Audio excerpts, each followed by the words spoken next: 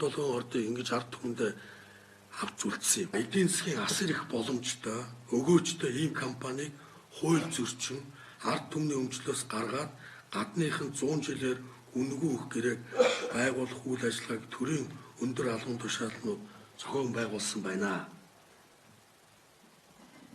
Танд мэдээлэл өгөх тийм ээ.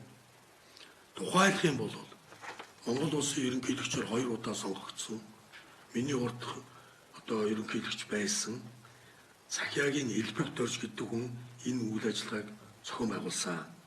Одоо Баттулга явж байгаа. Тэр Баттулгыг харин сүүлийн 3-4 сар бол 3 сар бол нэг айц хүйцтэй байх болчиход байна. Айц хүйцтэй. Баттулга болоо Баттулга.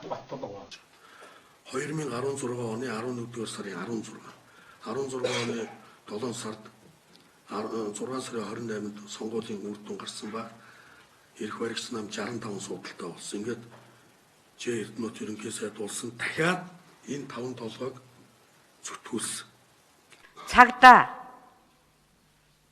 мөрдөн байцаах энэ бүхэн маань нэг жигдэрх юмд бас байгаа баха.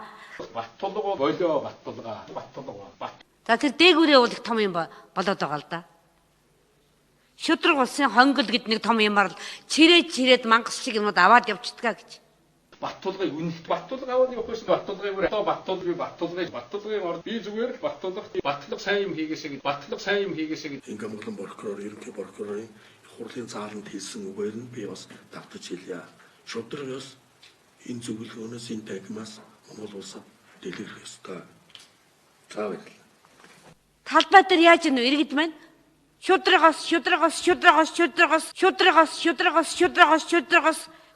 энийг л ярьж байна.